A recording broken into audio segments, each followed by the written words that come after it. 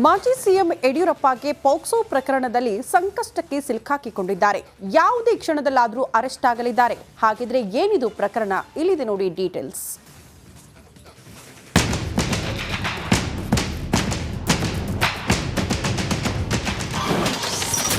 ಮಾಜಿ CM ಬಿಎಸ್ವೈಗೆ POCSO case ಕಂಟಕ. ಜಾಮೀನು ರಹಿತ ಬಂಧನಕ್ಕೆ ಕೋರ್ಟ್ ಅಸ್ತು. ಮಾಜಿ ಸಿಎಂ ಬಿಎಸ್ ಯಡಿಯೂರಪ್ಪಗೆ ಪೋಕ್ಸೋ ಕೇಸ್ ಕಂಟಕವಾಗಿದೆ. ಜಾಮೀನು ರಹಿತ ಬಂಧನ ವಾರಂಟ್ ಜಾರಿಯಾಗಿದ್ದು ಯಾವುದೇ ಕ್ಷಣದಲ್ಲಾದರೂ ಬಿಎಸ್ವೈನ ಸಿಐಡಿ ಬಂಧಿಸುವ ಸಾಧ್ಯತೆ ಇದೆ. ಅಪ್ರಾಪ್ತ ಬಾಲಕಿಗೆ ಲೈಂಗಿಕ ಕಿರುಕುಳ ನೀಡಿದ ಆರೋಪದ ಅಡಿ ಸದಾಶಿವನಗರದ ಪೊಲೀಸ್ ಠಾಣೆಯಲ್ಲಿ ಮಹಿಳೆಯೊಬ್ಬರು ಬಿಎಸ್ವೈ ವಿರುದ್ಧ ಪ್ರಕರಣ ದಾಖಲಿಸಿದ್ರು. ಸಿಐಡಿ ತನಿಖೆ ನಡೆಸುತ್ತಿತ್ತು. ಇದೀಗ ಬೆಂಗಳೂರಿನ 1ನೇ ತ್ವರಿತಗತಿ ಕೋರ್ಟ್ ಜಾಮೀನು ರಹಿತ ವಾರಂಟ್ ಜಾರಿ ಮಾಡಿದೆ. ಹಾಗಾದ್ರೆ ಏನಿದು ಕೇಸ್ ಅನ್ನೋದನ್ನ ನೋಡೋದಾದ್ರೆ, ಏನಿದು ಕೇಸ್? ಮಾರ್ಚ್ 14ರಂದು ಸದಾಶಿವನಗರ ಠಾಣೆಯಲ್ಲಿ ಪ್ರಕರಣ. ಲೈಂಗಿಕ ದೌರ್ಜನ್ಯ ಆರೋಪಿಸಿದ ಬಾಲಕಿ ತಾಯಿ. ಕೇಸ್ ದಾಖಲಾಗ್ತಿದ್ದಂತೆ ಬಿಎಸ್ವೈ ವಿಚಾರಣೆ. ನಂತರ ಎಸ್ಐಟಿ ರಚನೆ ಮಾಡಿದ್ದ ರಾಜ್ಯ ಸರ್ಕಾರ. 3 ತಿಂಗಳಾದರೂ ಪೋಕ್ಸೋ ಕೇಸ್ನಲ್ಲಿ ಬೆಳವಣಿಗೆ ಇಲ್ಲ. ಈ ಕುರಿತು ರಿಟ್ ಅರ್ಜಿ ಸಲ್ಲಿಸಿದ ಸಂತ್ರಸ್ತೆಯ ಅಣ್ಣ. ಇಷ್ಟು ದಿನ ಆದರೂ ಯಡಿಯೂರಪ್ಪ ಬಂಧನ ಆಗಿಲ್ಲ. ಬಾಲಕಿ ಹಾಗೂ ಬಿಎಸ್ವೈ ಧ್ವನಿ ಸಂಗ್ರಹಿಸಿ ಎಫ್ಎಸ್ಎಲ್ಗೆ ರವಾನೆ. ದೂರುದಾರರ ಪರ ವಕೀಲ ಬಾಲನ್ ರಿಪಬ್ಲಿಕ್ ಕನ್ನಡದ ಜೊತೆಗೆ ಮಾತನಾಡಿ, ಉಪ್ಪು ತಿಂದವರು ನೀರು ಕುಡಿಯಲೇಬೇಕು ಎಂದರು. ಏನು ತಪ್ಪು ಏನು ಹೇಳ್ತಾರಲ್ಲ, ಉಪ್ಪು ತಿಂದಿರೋರು ನೀರು ಕುಡಿಲೇಬೇಕು, ನೀರು ಕುಡಿಲೇಬೇಕು. ಅದು ಇದನ್ನ ಒಪ್ಕೊಳ್ಳ ಏನ್ ಸಮಾಜ ಎಲ್ಲೂ ಹೋಗ್ತಾ ಇದೆ. ಒಂದು ಎಕ್ಸ್ ಚೀಫ್ ಮಿನಿಸ್ಟರ್, ಒಂದು ಪ್ರಭಾವಿ 80-85 ವಯಸ್ಸಾಗಿರೋರು, ಅವ್ರ ಮನೆಗೆ ಒಂದು 17-16 ವಯಸ್ಸು ಹುಡುಗಿ ಹೋದ್ರೆ ಇಂಥದ್ದು ನಡೀತಾ ಇದೆ. ಇದನ್ನ ಕೇಳಕ್ಕೆ ನಾಚಿಕೆ ಆಗ್ತಾ ಇದೆ. ಜಾಗ ಕರ್ಕೊಂಡು ಹೋಗಿ ಅಲ್ಲಿ ಎಲ್ಲ ಸಂಬಂಧಪಟ್ಟಂತ ವಸ್ತುಗಳನ್ನ ವಶಪಡಿಸ್ಕೊಳ್ಬೇಕಾಗಿತ್ತು, ಮಾಜರ್ ಮಾಡಬೇಕಾಗಿತ್ತು, ರಿಕವರ್ ಮಾಡಬೇಕಾಗಿತ್ತು. ಇದು ಒಂದು. ಎರಡನೇದು, ಮೂರನೇದು, ಇಮಿಡಿಯೇಟ್ ಆಗಿ ಯಾರ ಮೇಲೆ ಆರೋಪ ಇದೆ ಅವ್ರನ್ನ ಬಂಧಿಸಿ ತನಿಖೆ ಕೈಗೊಂಡು ಅವ್ರ ಹೇಳಿಕೆಯನ್ನು ಪಡೆಯುವಂತ ಪ್ರಯತ್ನ ಮಾಡಬೇಕಾಗಿತ್ತು ಅಂತ ಕಾನೂನು ಹೇಳ್ತದೆ. ಹಾಗಾಗಿ ಕಾನೂನನ್ನ ಈ ಕೇಸ್ನಲ್ಲಿ ಅಥವಾ ಸುಪ್ರೀಂ ಕೋರ್ಟ್ ಹೇಳಿದ ರೀತಿಯಲ್ಲಿ ಪಾಲಿಸದೇ ಇದ್ದದ್ದು ಮೇಲ್ನೋಟಕ್ಕೆ ಕಂಡು ಬರ್ತಾ ಇದೆ. ಇನ್ನು ಇದೊಂದು ರಾಜಕೀಯ ಷಡ್ಯಂತ್ರ. ರಾಹುಲ್ ಗಾಂಧಿ ಕೋರ್ಟ್ಗೆ ಬಂದಿದ್ದಕ್ಕೆ ಪ್ರತೀಕಾರ ತೀರಿಸಿಕೊಂಡಿದ್ದಾರೆ. ಯಡಿಯೂರಪ್ಪ ಕುಟುಂಬ ಮನಸ್ಥಿತಿ ಕುಗ್ಗಿಸಲು ಈ ಕೆಲಸ ಮಾಡಿದ್ದಾರೆ ಅಂತ ರಿಪಬ್ಲಿಕ್ ಕನ್ನಡಕ್ಕೆ ಬಿಎಸ್ವೈ ಪುತ್ರ ಬಿವೈ ರಾಘವೇಂದ್ರ ಆರೋಪಿಸಿದ್ದಾರೆ. ಇದು ಏಕಾಏಕಿ 2-3 ದಿನದಲ್ಲಿ ಗೌರವಿತ ರಾಹುಲ್ ಗಾಂಧಿ ಅವ್ರನ್ನ, ಗೌರವಿತ ಸಿಎಂ ಸಾಹೇಬ್ರನ್ನ ಈ ನಡಿ ಈಗ ಶುರು ಮಾಡೋಣ.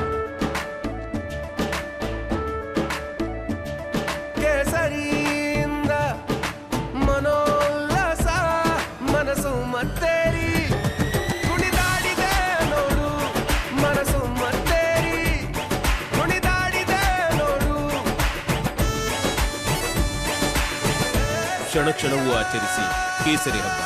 ವಿಮಲ್ ಬಾಯಲ್ಲಿ ಹೇಳಿ ಕೇಸರಿ. ಈ ಬಿಜೆಪಿ ಸರ್ಕಾರದ ವಿರುದ್ಧ ಸುಳ್ಳು ಆರೋಪಗಳನ್ನು ಏನು ಮಾಡಿದ್ರು, ಆ ವಿಚಾರದಲ್ಲಿ ಏನು ಕೋರ್ಟ್ ಅವರಿಗೆ ಕರೆಸಿತ್ತು. ಅದಾದಮೇಲೆ ಈ ರೀತಿಯಂಥ ಒಂದು ಘಟನೆಗಳು ಶುರುವಾಗಿದೆ. ಅಥವಾ ಇವು ಸರ್ಕಾರದ ಮೇಲೆ ಬಂದಂಥ ಈ ವಾಲ್ಮೀಕಿ ನಿಗಮ ಈ ಥರ ವಿಚಾರಗಳು ಏನಿದೆ ಅದನ್ನು ಮರೆಮಾಚಕ್ಕೋಸ್ಕರ ಈ ರೀತಿಯಂಥ ಘಟನೆ ನಡೀತಿದೆ ಅಂತ ಗೊತ್ತಿಲ್ಲ. ಒಟ್ಟಿನಲ್ಲಿ ಪೋಕ್ಸೋ ಪ್ರಕರಣದಲ್ಲಿ ಮಾಜಿ ಸಿಎಂ ಬಿಎಸ್ ಯಡಿಯೂರಪ್ಪ ಸಂಕಷ್ಟಕ್ಕೆ ಸಿಲುಕಿದ್ದು ಬಿಎಸ್ವೈಗೆ ಪೊಲೀಸರು ಹುಡುಕಾಟ ನಡೆಸುತ್ತಿದ್ದಾರೆ. ಯಾವುದೇ ಕ್ಷಣದಲ್ಲಿ ಅರೆಸ್ಟ್ ಆಗುವ ಸಾಧ್ಯತೆ ಇದೆ. Bureau report, republic Kannada. Renukaswamy ಸಾವಿಗೆ ನ್ಯಾಯ ಸಿಗಬೇಕು ಅಂತ ರಾಜ್ಯಾದ್ಯಂತ ಹೋರಾಟದ ಕಿಚ್ಚು ಜೋರಾಗ್ಬಿಟ್ಟಿದೆ. ನಟಿ ರಮ್ಯಾ ಕೂಡ ಈ ಪ್ರಕರಣಕ್ಕೆ ಸಂಬಂಧಪಟ್ಟಂತೆ ಸೋಷಿಯಲ್ ಮೀಡಿಯಾದಲ್ಲಿ ಒಂದು ಪೋಸ್ಟ್ ಹಾಕಿದ್ದಾರೆ. ಹಾಗಾದ್ರೆ ರಮ್ಯಾ ಸೋಷಿಯಲ್ ಮೀಡಿಯಾದಲ್ಲಿ ಬರೆದುಕೊಂಡಿದ್ದೇನು? ಇಲ್ಲಿದೆ ನೋಡಿ.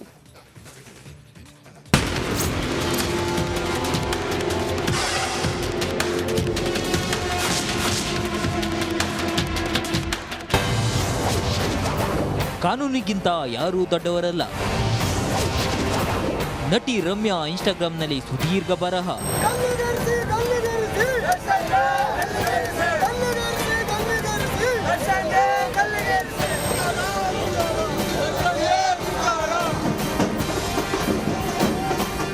ಕೊಲೆ ಕೇಸ್ನಲ್ಲಿ ಪೊಲೀಸರ ಅತಿಥಿಯಾಗಿರುವ ನಟ ದರ್ಶನ್ ಅಂಡ್ ಗ್ಯಾಂಗ್ ವಿರುದ್ಧ ಇಡೀ ರಾಜ್ಯವೇ ಆಕ್ರೋಶ ಭುಗಿಲೆದ್ದಿದೆ. ಚಿತ್ರರಂಗದಿಂದ ದರ್ಶನ್ ಬ್ಯಾನ್ ಮಾಡುವಂತೆ ಆಗ್ರಹಿಸಿದ್ದಾರೆ. ಇತ್ತ ಸ್ಯಾಂಡಲ್ವುಡ್ ಕ್ವೀನ್ ರಮ್ಯಾ ರೇಣುಕಾಸ್ವಾಮಿ ಪ್ರಕರಣಕ್ಕೆ ಸಂಬಂಧಿಸಿದಂತೆ ಸುದೀರ್ಘ ಪೋಸ್ಟ್ ಮಾಡಿದ್ದಾರೆ. ಕಾನೂನಿಗಿಂತ ಯಾರೂ ದೊಡ್ಡವರಲ್ಲ ಎಂದು ಬರೆದುಕೊಂಡಿದ್ದಾರೆ. ರಮ್ಯಾ ಪೋಸ್ಟ್ನಲ್ಲಿ ಏನಿದೆ? ರೇಣುಕಾಸ್ವಾಮಿ ಸಾವಿಗೆ ನ್ಯಾಯ ದೊರಕಿಸಿಕೊಡಿ, ಯಾರೂ ಕಾನೂನನ್ನ ಕೈಗೆ ತೆಗೆದುಕೊಳ್ಳಬಾರದು. ಜನರನ್ನ ಹೊಡೆಯಲು ಕೊಲ್ಲಲು ಹೋಗುವುದಲ್ಲ. ಕೆಟ್ಟ ಕಮೆಂಟ್ ಬಂದ್ರೆ ಬ್ಲಾಕ್ ಮಾಡಲು ಅವಕಾಶ ಇರುತ್ತೆ.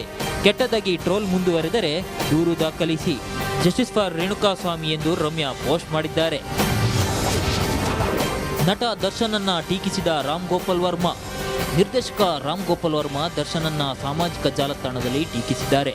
ಒಬ್ಬ ಸ್ಟಾರ್ ಒಬ್ಬ ಡೈ ಹಾರ್ಟ್ ಫ್ಯಾನ್ ನನ್ನ ತನ್ನ ವೈಯಕ್ತಿಕ ಜೀವನದಲ್ಲಿ ಹಸ್ತಕ್ಷೇಪ ಮಾಡುತ್ತಿದ್ದ. ಇನ್ನೊಬ್ಬ ಡೈ ಹಾರ್ಟ್ ಫ್ಯಾನ್ ಅನ್ನ ಕೊಲ್ಲಲು ಬಳಸಿಕೊಂಡಿದ್ದಾನೆ. ಇದು ಸ್ಟಾರ್ ಆರಾಧನಾ ಸಿಂಡ್ರಮ್ ಎಂದು ಟ್ವೀಟ್ ಮಾಡಿದ್ದಾರೆ.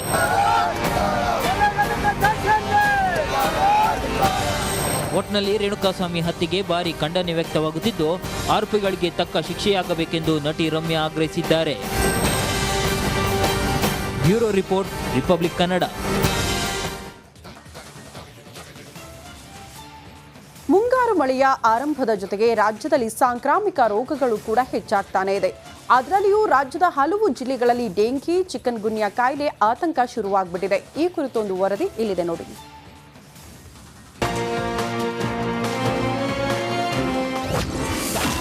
ಧಾರವಾಡದಲ್ಲಿ ಡೆಂಗ್ಯೂ ಜ್ವರ ಆರ್ಭಟ. ಕರ್ನಾಟಕದಲ್ಲಿ ಮಳೆ ಉತ್ತಮವಾಗಿದ್ದು ಜೊತೆಗೆ ಡೆಂಗ್ಯೂ ಆತಂಕವನ್ನ ತಂದೊಡ್ಡಿದೆ. ಎಲ್ಲೆಲ್ಲೂ ಈ ಜ್ವರದ್ದೇ ಆತಂಕ. ಈ ನಡುವೆ ಡೆಂಗ್ಯೂನಿಂದ ಧಾರವಾಡದ ಮುಮ್ಮಗಟ್ಟಿ ಗ್ರಾಮದ 4 ವರ್ಷದ ಬಾಲಕಿ ಮೃತಪಟ್ಟಿದ್ದಾಳೆ.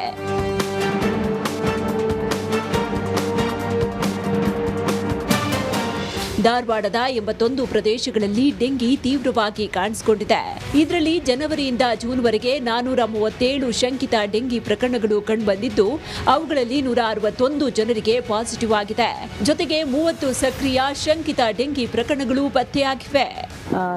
ನಾವು ಸುಮಾರು ಮೇ 16ರಿಂದನೂ ಒಂದೆರಡು ಫೀವರ್ ಕೇಸಸ್ ಬಂದಿತ್ತು. ಅದನ್ನು ನಾವು ಕಂಪ್ಲೀಟ್ ಆಗಿ ಸರ್ವೆ ಮಾಡ್ತಾ ಇದ್ದೀವಿ. ಒಟ್ಟು ಇಲ್ಲಿ ಮಮ್ಮಿಗಟ್ಟೆಯಲ್ಲಿ 4 ಡೆಂಗ್ಯೂ ಪ್ರಕರಣಗಳ IgM ಪಾಸಿಟಿವ್ ಬಂದವ. ಸೊ ಇಲ್ಲಿವರೆಗೆ ಪಾಸಿಟಿವ್ ಇದ್ದದ್ದು 4 ಪ್ರಕರಣಗಳ. ಹಂಗೆ ಸಸ್ಪೆಕ್ಟ್ ಫೀವರ್ ಕೇಸಸ್ 42 ಕೇಸಸ್ಗಳು ಜಿಲ್ಲೆಯಾದ್ಯಂತ. ಈಗ ಈ ತಿಂಗಳಲ್ಲಿ ಜೂನಲ್ಲಿ 30 ಕೇಸ್ ಪ್ರಕರಣಗಳು ಕಂಡು ಬಂದಿದ್ದಾವೆ. ಬಾಲಕಿ ಸಾವಿನ ಬಳಿಕ ಎಚ್ಚೆತ್ತುಕೊಂಡಿರುವ ಆರೋಗ್ಯ ಇಲಾಖೆ ಇದೀಗ ಗ್ರಾಮಗಳಲ್ಲಿ ಫಾಗಿಂಗ್ ಮಾಡ್ತಾ ಇದೆ. ಹೂವಿನ ಕುಂಡಗಳು, ಏರ್ ಕೂಲರ್, ತೆಂಗಿನ ಚಿಪ್ಪು, ಒಡೆದ ಟೈರ್, ನೀರು ಸಂಗ್ರಹ ತೊಟ್ಟಿಗಳಲ್ಲಿ ನೀರು ನಿಲ್ಲದಂತೆ ಕ್ರಮ ಕೈಗೊಳ್ತಾ ಇದೆ. ಆದರೆ ಈ ರೋಗಕ್ಕೆ ಬಲಿಯಾದ ಬಾಲಕಿಯ ತಂದೆ ಆರೋಗ್ಯ ಇಲಾಖೆ ವಿರುದ್ಧ ಆಕ್ರೋಶ ವ್ಯಕ್ತಪಡಿಸಿದ್ದಾರೆ. ಪದೇ ಪದೇ ಡೆಂಗು ಪ್ರಕರಣಗಳು ದಿನ ಹೆಚ್ಚಿಗೆ ಆಗ್ತಾ ಇದಾವೆ. ನನ್ನ ಮಗಳನ್ನ ಕಳ್ಕೊಂಡು ಆಲ್ರೆಡಿ ದುಃಖದಾಗಿದ್ದೀನಿ. ದಯವಿಟ್ಟು ಎಲ್ಲ ಮುಂಜಾಗ್ರತೆ ಕ್ರಮಗಳನ್ನ ಯಾವ ಅಧಿಕಾರಿಗಳು ಇಲ್ಲಿ ಎಲ್ಲರೂ ಬಂದಿರಿ, ಮುಂಜಾಗ್ರತೆ ಕ್ರಮಗಳನ್ನು ತೆಗೆದುಕೊಂಡು ಇನ್ನೂ ಡೆಂಗು ಪ್ರಕರಣ ಹೆಚ್ಚು ಆಗದಂತ ನೋಡ್ಕೊಡ್ರಿ. ಯಾಕಂದರೆ ಅಧಿಕಾರಿಗಳ ನಿರ್ಲಕ್ಷ್ಯತನ ಹೆಂಗೈತೆ ಅಂದರೆ ಏಪ್ರಿಲ್ ಮೇ ಜೂನ್ ಒಳಗೆ ಇವ್ರ ಕ್ರಮಗಳನ್ನು ತಗೋಬೇಕು. ಊರಲ್ಲಿ ಸ್ವಚ್ಛತಾ ಇದೆಯಾ ಇಲ್ವಾ, ಮುಂದೆ ಇಂಥ ಪ್ರಕರಣಗಳು ಜಾಸ್ತಿ ಆಗ್ತಾವಂತ. ಈಗ ಎಲ್ಲರೂ ನನ್ನ ಮಗು ಸತ್ತ ಮ್ಯಾಗ ಎಲ್ಲರೂ ಊರಲ್ಲಿ ಬಂದು ಎಲ್ಲ ರೀತಿ ವ್ಯವಸ್ಥೆಗಳನ್ನು ಮಾಡ್ತಾ ಇದ್ದಾರೆ. ನಗರ ಪ್ರದೇಶಕ್ಕಿಂತ ಕೊಡಗೇರಿ ಪ್ರದೇಶದಲ್ಲಿ ಡೆಂಗ್ಯೂ ಹರಡ್ತಾ ಇದ್ದು, ಜನರನ್ನ ಡೆಂಗ್ಯೂನಿಂದ ಬಚಾವ್ ಮಾಡುವುದಕ್ಕೆ ಆರೋಗ್ಯ ಇಲಾಖೆ ಇನ್ನಷ್ಟು ಚುರುಕುಗೊಳ್ಳಬೇಕಾಗಿದೆ. D V Kumar, Republic Kannada, Dharwad.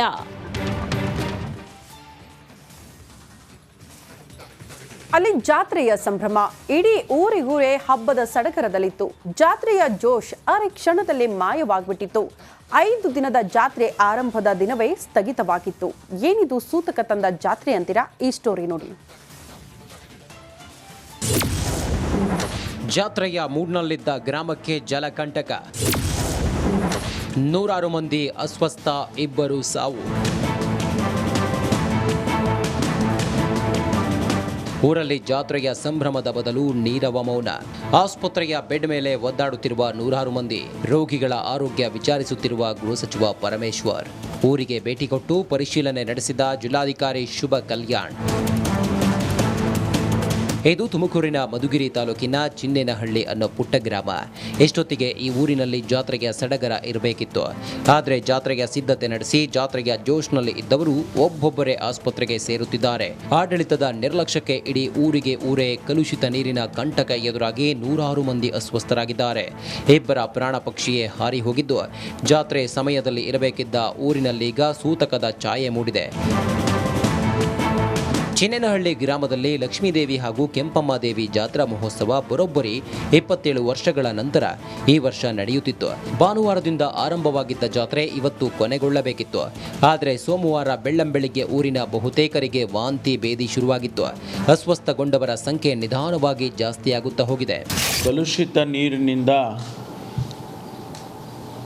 ಸುಮಾರು 100ಕ್ಕೂ ಹೆಚ್ಚು ಜನರಿಗೆ ವಾಂತಿ ಭೇದಿ ಈ ರೀತಿ ಆಗಿದೆ ಅಂಥೇಳಿ ರಿಪೋರ್ಟ್ ಆಗಿ ಕೆಲವರು ಅವರೇ ಖಾಸಗಿ ಆಸ್ಪತ್ರೆಗಳಿಗೆ ಅಲ್ಲಿ ಮಧುಗಿರಿಯಲ್ಲಿ, ಕೊರಟಗೆರೆನಲ್ಲಿ ಮತ್ತು ತುಮಕೂರಿನಲ್ಲಿ ಸೇರಿಕೊಂಡಿದ್ದಾರೆ.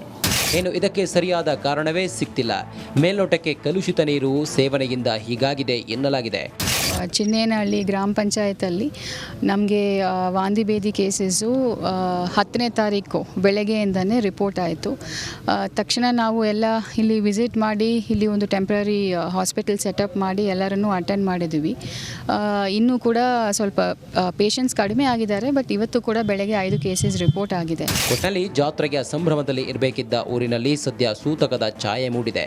ಆಡಳಿತ ವ್ಯವಸ್ಥೆಯ ನಿರ್ಲಕ್ಷ್ಯವೋ ಅಥವಾ ಇನ್ನೇನೋ, ಒಟ್ಟಿನಲ್ಲಿ ಇಡೀ ಗ್ರಾಮವೇ ಆರೋಗ್ಯ ಸಮಸ್ಯೆಯಿಂದ ನರಳುವಂತಾಗಿದೆ. ಜಗದೀಶ್ ಮಾಚಗಟ್ಟ, ರಿಪಬ್ಲಿಕ್ ಕನ್ನಡ, ತುಮಕೂರು. ಈ ಅಧಿಕಾರಿಗಳೇ ಹೀಗೆ ನೋಡಿ, ಊರೆಲ್ಲ ಕೊಳ್ಳೆ ಹೊಡೆದ ಮೇಲೆ ಊರ್ ಬಾಗಿಲು ಮುಚ್ಚಿದ್ರು ಅಂತಾರಲ್ಲ ಹಂಗೆ. ಈ ಊರಲ್ಲಿ ಆ ರೋಗದಿಂದ ಸತ್ತ ಮೇಲೆ ಅಲರ್ಟ್ ಆಗಿದ್ದಾರೆ. ಇನ್ನು ಅಧಿಕಾರಿಗಳಿಗೆ ಜನ ತರಾಟೆಗೆ ತೆಗೆದುಕೊಂಡಿದ್ದು ಹೇಗಿತ್ತು ಗೊತ್ತಾ? ಈ ಸ್ಟೋರಿ ನೋಡಿ.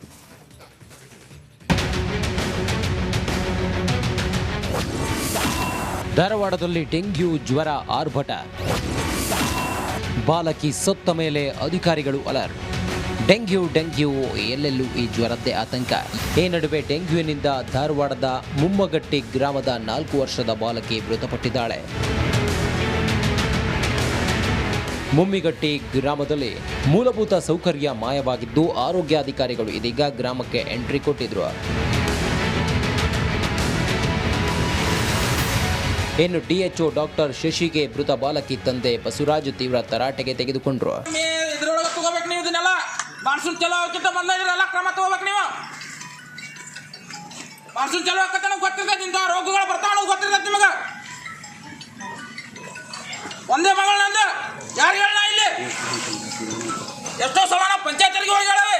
ಮೃತ ಬಾಲಕಿಯ ತಂದೆ ತರಾಟೆ ನಂತರ ಅಧಿಕಾರಿಗಳು ಫಾಗಿಂಗ್ ಶುರು ಮಾಡಿದ್ರು.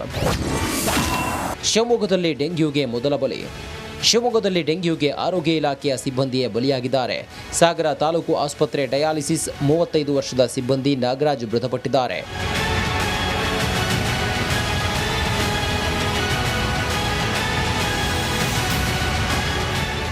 ಒಟ್ಟಾರೆ ರಾಜ್ಯದ ಹಲವೆಡೆ ಡೆಂಗ್ಯೂ ಪ್ರಕರಣಗಳು ಹೆಚ್ಚಾಗ್ತಾ ಇದ್ದು, ಇನ್ನಾದರೂ ಆರೋಗ್ಯ ಇಲಾಖೆ ಕ್ರಮ ಕೈಗೊಳ್ಳಬೇಕಿದೆ.